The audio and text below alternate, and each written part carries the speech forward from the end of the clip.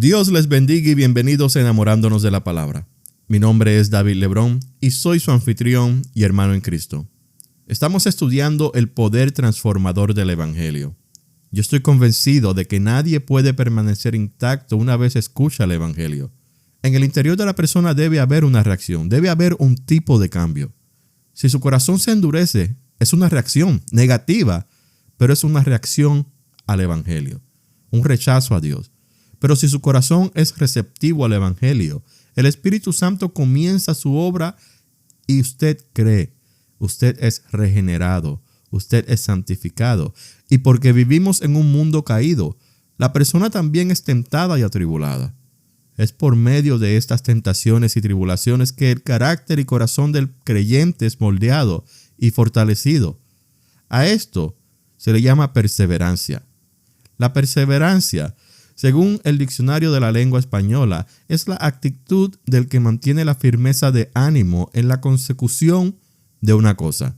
Es la firmeza hasta la muerte en el mantenimiento de la virtud y de la gracia. ¿Qué es perseverar? ¿Qué nos dice la Biblia acerca de la perseverancia? Eso es precisamente lo que estaremos estudiando en este episodio de nuestra serie, El fruto del Evangelio. Ya hemos estudiado la regeneración, la fe, la santificación, y ahora estaremos estudiando la perseverancia. Oremos. Eterno Padre que vives y reina, te damos una vez más toda la gloria y toda la honra. Y te agradecemos, mi Señor, porque sabemos que tú nos acompañarás una vez más en este nuestro estudio. Prepáranos, Señor, para recibir tu palabra. Te lo pedimos en el nombre de tu Hijo amado Jesús. Amén. Quiero que me acompañen a Hebreos capítulo 6 y vamos a estar leyendo los primeros 12 versículos. La palabra de Dios se lee en el nombre del Padre, del Hijo y del Espíritu Santo. Amén. Hebreos 6. Por tanto, dejando ya los rudimentos de la doctrina de Cristo, vamos adelante a la perfección, no echando otra vez el fundamento del arrepentimiento de obras muertas, de la fe en Dios, de la doctrina de bautismos, de la imposición de manos, de la resurrección de los muertos y del juicio eterno. Y esto haremos, si Dios en verdad lo permite. Porque es imposible que los que una vez fueron iluminados y gustaron del don celestial, y fueron hechos partícipes del Espíritu Santo, y asimismo gustaron de la buena palabra de Dios y los poderes del siglo venidero, y recayeron, sean otra vez renovados para arrepentimiento, crucificando de nuevo para sí mismos al Hijo de Dios y exponiéndole a vituperio.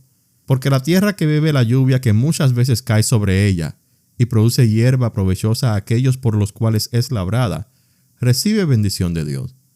Pero la que produce espinos y abrojos es reprobada, está próxima a ser maldecida, y su fin es el ser quemada. Pero en cuanto a vosotros, oh amados, estamos persuadidos de cosas mejores, y que pertenecen a la salvación, aunque hablamos así. Porque Dios no es injusto para olvidar vuestra obra y el trabajo de amor que habéis mostrado hacia su nombre, habiendo servido a los santos y sirviéndoles aún. Pero deseamos que cada uno de vosotros muestre la misma solicitud hasta el fin, para plena certeza de la esperanza, a fin de que no os hagáis perezosos, sino imitadores de aquellos que por la fe y la paciencia heredan las promesas. Si alguna vez usted se ha hospedado en un hotel, usted habrá notado que en la puerta de su habitación hay un papel con instrucciones en caso de emergencia. Casi siempre la emergencia que los hoteles se imaginan es un incendio, así que las instrucciones le dicen que no abra la puerta. Si la va a abrir para salir de la habitación, le dice que no tome el elevador y le indica dónde están las escaleras de escape. Pero seamos honestos. En el momento en que escuchamos las alarmas de fuego dispararse, abrimos la puerta y nos dirigimos hacia las escaleras, aunque los pasillos estén llenos de humo y no sepamos hacia dónde nos dirigimos. El papel que está en la puerta diciéndonos qué debemos hacer en ese tipo de emergencias se vuelve obsoleto porque entramos en un estado de alerta y pánico. Es en este tipo de situaciones, las que están fuera de nuestro control, que nuestro carácter sale a relucir, y es por este tipo de experiencias que aprendemos a reaccionar ante la situación si es que nos vuelve a suceder. En el ámbito espiritual es parecido. Estamos relativamente bien. nuestra fe no ha sido probada. Nuestra relación con Dios y con el prójimo están bien. Nada nos está causando estrés en el trabajo, etcétera, etcétera, etcétera. Pero llega la prueba, llega la adversidad, llegan esas cosas que nos sacan de rutina y permitimos que también nos saque de comunión con Dios. Esto no puede suceder porque sabemos las consecuencias. La carta a los Hebreos fue escrita para aquellos judíos que habían creído en Jesucristo como el Mesías y Salvador, pero que estaban siendo bombardeados por inseguridades. El autor de la carta se vio forzado a explicarles todo lo que ellos ya sabían del Antiguo Testamento para poder clarificar la identidad de Jesús y de esa manera su fe permaneciera firme. Es decir, ante la adversidad de la duda, perseveren porque estar en Jesucristo es mucho más. Es normal cuestionar nuestra fe en algún punto de nuestro caminar, pero ¿qué hacemos cuando esas preguntas vienen a nuestras mentes? La razón por la que me gustan las biografías no es para saber más de una persona, sino para conocer el carácter de la persona de la cual estoy leyendo, cómo se enfrentaron ante una situación o la otra. Así que para saber qué hacer cuando la duda viene a nuestras mentes, podemos ir a la Biblia y leer las palabras de Dios acerca del tema, o podemos mirar ejemplos de personas. En el Antiguo Testamento vemos a varios personajes que vivían una vida relativamente tranquila hasta que un día vino la prueba. El ejemplo que rápidamente nos viene a la mente es Job, pero hubieron otros como Daniel, los amigos de Daniel, David y José. José, el hijo de Israel, fue una persona que comenzó su vida como el hijo favorito de su padre. José fue el recipiente de regalos especiales. Fue instruido de manera especial. Inclusive el trabajo que José tenía en su hogar era distinto al trabajo de sus hermanos. Este trato especial provocó celos en los hermanos de José. Estos celos los hizo actuar de una manera muy malvada hacia su hermano menor. Lo maltrataban verbalmente. Lo trataban como si fuera un espía de su padre. Y un día decidieron deshacerse de él. Le quitaron la túnica que su padre le había regalado y lo tiraron en una cisterna, gracias a Dios vivo, porque pensaron matarlo antes de tirarlo en la cisterna. Y luego lo vendieron a unos ismaelitas que lo llevaron a Egipto, y allí en Egipto fue vendido como esclavo. Como esclavo le iba bien porque, como nos dice la Biblia una y otra vez, Dios estaba con José. Pero un día fue tentado y José huyó de la tentación, pero fue acusado y encarcelado por un crimen que no había cometido. Todas estas cosas le sucedieron a José, pero él continuó caminando hacia adelante. ¿Por qué? Porque Dios estaba con José y su fe no menguaba. Ustedes ven, muchas personas piensan que perseverar es esforzarse para que todas las cosas le vayan bien.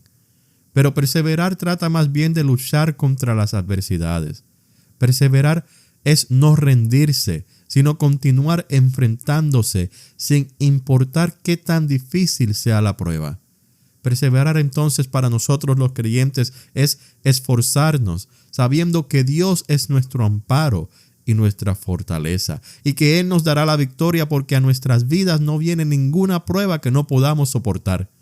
Usted dirá, bueno, hermano David, pero eso suena fácil, pero usted no ha pasado por esto. Usted no ha pasado por tal situación. Y usted tiene mucha razón en ambas. Suena muy fácil y quizás yo no he pasado por lo que usted ha pasado. Usted quizás tampoco ha pasado por lo que yo he pasado.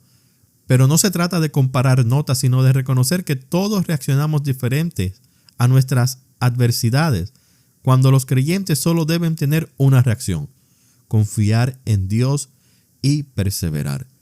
Dios no nos quiere quebrantar para mal. Él quiere que el quebranto nos lleve a la sanidad y esa sanidad forme nuestro carácter, un carácter firme. Esto se logra por medio de la perseverancia. ¿Qué dicen de usted cuando está atravesando ante la prueba?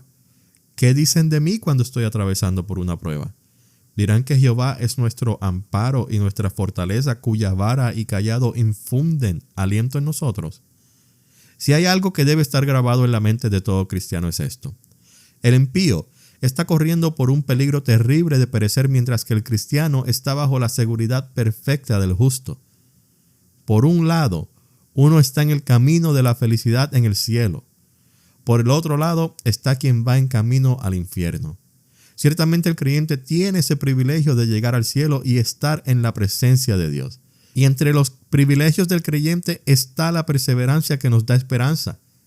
La doctrina de la perseverancia nos enseña que los verdaderos cristianos perseveran en su fe hasta el fin de sus vidas y jamás perecerán. Una vez en Cristo, permanecerán siempre en Él.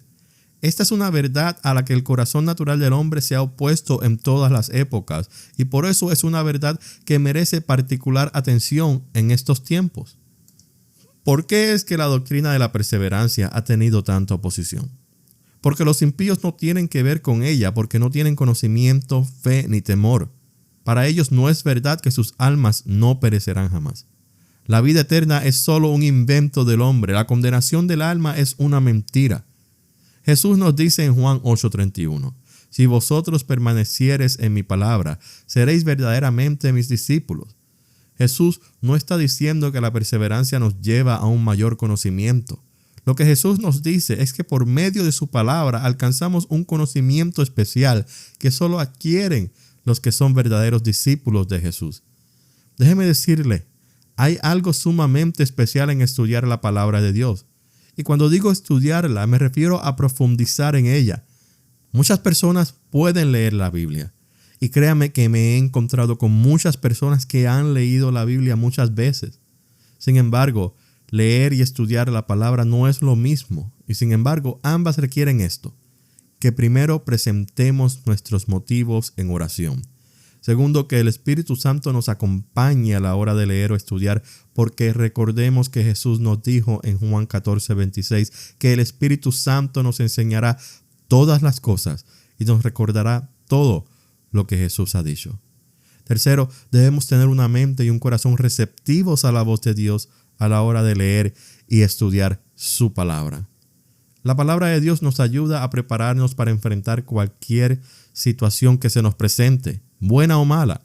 Así Dios, por medio de su palabra, nos equipa con las herramientas necesarias para debatir, aconsejar, instruir y discipular, y para muchas otras cosas más. Entre ellas, perseverar. La palabra de Dios nos ayuda a perseverar porque quizás podamos caer, pero ya que la palabra vive en nosotros, podemos levantarnos y seguir hacia adelante. Y no estamos hablando de caer de una manera que cometamos apostasía, porque hay quienes cayeron, como David cuando pecó con Betsabé. Pero David era un hombre firme en su fe en Dios, y ese mismo Dios lo hizo verse como verdaderamente era después que el profeta Natán le habló. Todos le hemos fallado a Dios. Noé cayó una vez en la embriaguez. Abraham dijo 2 veces que Sara solo era su hermana. Jacob engañó a su padre Isaac. El rey Ezequías se olvidó de Dios y se enorgulleció de sus riquezas. Pedro negó al Señor 3 veces. Los discípulos lo abandonaron.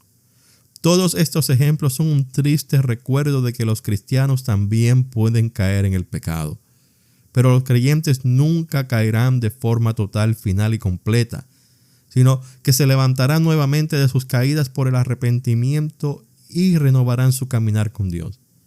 El que el creyente caiga no significa que no tendrá dudas y temores acerca de su propia seguridad, fe y meta. Es todo lo contrario. Los más santos son muchas veces los más afligidos por inquietudes de su propia condición espiritual, porque en sus corazones ven muchas debilidades e imperfecciones, y en la práctica ven que sus hechos se quedan cortos en comparación con sus deseos. Tanto así que muchas veces son tentados a dudar de la realidad de su propia gracia y se autocatalogan como hipócritas que nunca alcanzarán el cielo. David, un hombre conforme al corazón de Jehová, fue muy inseguro. David fue un gran guerrero a quien el pueblo celebró con un cántico. Saúl mató a sus 1000 y David a sus 10,000. Sin embargo, cuando su hijo se levantó en su contra y usurpó el trono, David huyó. David no demostró la seguridad que caracteriza a un guerrero como lo fue él, sino que David dudó de sí mismo. David mantuvo su confianza en Jehová, quien le había prometido un trono para siempre. David quizás no se imaginó que quien se sentaría en el trono para siempre sería el Mesías, el Salvador, el Rey de Reyes. Pero aún así David perseveró para que Dios se glorificara en su vida por medio de esa promesa tan importante tanto para el pueblo judío como para nosotros que no somos judíos. La gran diferencia entre el pueblo judío y nosotros es que ellos aún continúan esperando un Mesías, mientras que nosotros hemos entendido la revelación de Jesús como el Cristo, el Señor de señores y el Rey de reyes que está sentado en el trono, a quien se le da toda la gloria, toda la honra y todo el poder. Pero creo que me estoy desviando un poco del tema. Volvamos a la perseverancia del creyente. La perseverancia es prueba de que estamos verdaderamente reconciliados con Dios. Colosenses 1, 21 al 23 nos dice: y a vosotros también que erais en otro tiempo extraños y enemigos en vuestra mente, haciendo malas obras, ahora os ha reconciliado en su cuerpo de carne por medio de la muerte, para presentaros santos y sin mancha e irreprensibles delante de él. Si en verdad permanecéis fundados y firmes en la fe, y sin moveros de la esperanza del evangelio que habéis oído, el cual se predica en toda la creación que está debajo del cielo, del cual yo, Pablo, fui hecho ministro. ¿Qué quiere decir esto? Que una vez estábamos muertos en las obras de la carne, no encontrábamos la salida de nuestra esclavitud, pero Cristo, por medio de la muerte, nos ha dado una nueva oportunidad. Y esta nueva oportunidad incluye nuestra regeneración, nuestra fe en Dios, nuestro proceso de santidad y nuestra perseverancia para que seamos fundados y firmes en la fe sin movernos de la esperanza del evangelio. Para perseverar debemos buscar a Dios y a su poder, como nos dice David en su cántico de gracias en 1 Crónicas 11. Buscad a Jehová y su poder, buscad su rostro continuamente. ¿Cómo podemos buscar su rostro continuamente? Orando. La oración es una actividad que muy pocos practican, y esto se nota cuando la escuchamos orar en voz alta. Es importantísimo que pasemos tiempo hablando con Dios, buscando su rostro, teniendo una íntima conversación con Él para que Él nos muestre su rostro. Ningún ministerio puede crecer si la persona no ora. Ningún ministerio puede ser efectivo si no es presentado en oración constantemente. Nadie puede aumentar su fe en Cristo si no pasa tiempo en oración. La oración es fundamental y es algo que se puede practicar individualmente. Pero cuando hablamos de una petición especial e importante, es necesario tener un grupo de hermanos a quien usted puede llamar y decir: necesito que oremos por esto y por esto y por esto. No estamos solos. Dígalo conmigo: no estoy solo. No estoy solo. Jesús me ha hecho parte de su cuerpo y su cuerpo tiene muchas partes que se necesitan mutuamente. Cuando necesitamos un empujoncito, debemos pedirle a nuestro círculo de oración que nos apoye en oración. No hay nada que usted pueda hacer. No hay nada que el círculo de oración pueda hacer. Pero quien está escuchando la oración, Él puede hacerlo todo. Y la palabra me dice que Él obra a favor del justo. Debemos vivir nuestras vidas aferrados a la esperanza de la vida eterna. Jesús murió en la cruz para que fuésemos reconciliados con el Padre. Una vez entendemos esto, nuestra meta es alcanzar la perfección que es en Cristo Jesús. El apóstol Pablo nos dice que Él ha peleado la buena batalla, ha corrido la carrera, ha guardado la fe. Durante el primer siglo hubo mucha incertidumbre espiritual para muchos. Recordemos que los primeros cristianos eran judíos. Estaban dejando atrás lo que ellos conocían por algo nuevo y revolucionario, a lo que llamaban la secta del camino. Dejaron atrás sus creencias antiguas, sus amistades, en ocasiones a familiares, para seguir a Jesús como discípulos y vivir para Jesús como creyentes con entendimiento. Estos nuevos creyentes del primer siglo fueron atacados por sus prójimos por haber abandonado el judaísmo. Pónganse en los zapatos de todas esas personas que vinieron antes que nosotros y reconozca las pruebas y adversidades por las que los primeros hermanos en la fe tuvieron que pasar. El rechazo de aquellos con quien se habían criado, la persecución de parte de los líderes judíos, el maltrato de los romanos. En medio de todas estas cosas, los primeros cristianos perseveraron, se mantuvieron firmes en su fe, pusieron sus ojos en Cristo, se propusieron una meta, llegar a tener la mente de Cristo, y se sintieron más que victoriosos en Cristo. ¿Por qué? Porque la senda de los justos es como la luz de la aurora, que va en aumento hasta que el día es perfecto. Proverbios 4:8. Es decir, que el periodo de oscuridad en nuestras vidas termina cuando vivimos una vida en Cristo. Él es nuestra luz, nuestro escudo y nuestra fortaleza. Él nos protege y le pide al Padre que nos proteja. Y Él es quien nos da las fuerzas para continuar. Si todo esto viene de Dios, entonces debemos entender algo. La perseverancia no es una actividad del creyente. El ser humano coopera, al igual que coopera con todas las otras cosas que hemos discutido en este estudio, la regeneración, la fe y la santidad. En realidad, el hombre caería si fuera dejado a sí mismo a esto de perseverar. Así que démosle una última definición a la perseverancia. La perseverancia es la operación continua del Espíritu Santo en el creyente, por la cual la obra de gracia divina es iniciada en el corazón y llevada a su consumación. ¿Cómo es esto? Debido a que Dios nunca abandona su obra, los creyentes permanecen firmes hasta el final. Miren cómo nos dice la palabra que Dios lo hace. Romanos 11:29, porque irrevocables son los dones y el llamamiento de Dios. Eso significa que la gracia de Dios revelada en su llamamiento nunca es retirada. Filipenses 1:6, estando persuadido de esto, que el que comenzó en vosotros la buena obra la perfeccionará hasta el día de Jesucristo. Segunda de Tesalonicenses 3:3, pero fiel es el Señor que os afirmará y guardará del mal. Las palabras de Jesús en Lucas capítulo 22 versículos 31 y 32 nos dicen que Satanás nos ha pedido para zarandearos como a trigo, pero Él ha rogado por ti, que tu fe no falte. Él ha rogado por ti, Él ha rogado por mí, Él ha rogado para que nuestra fe nunca nos falte. Las pruebas vienen de Dios, pero también las fortalezas y sabiduría para salir victoriosos de ella. Todo lo que somos y tenemos es por y en Cristo Jesús. El incrédulo dirá todo lo contrario, pero debemos recordar y reconocer que cada célula de nuestro ser es porque así Dios lo diseñó desde antes que fuésemos formados. Negar que la perseverancia viene de Dios es decir que nuestra salvación depende de la voluntad del hombre. La gracia de Dios es obsoleta si decimos que la perseverancia es solamente una virtud humana y no una virtud espiritual y divina.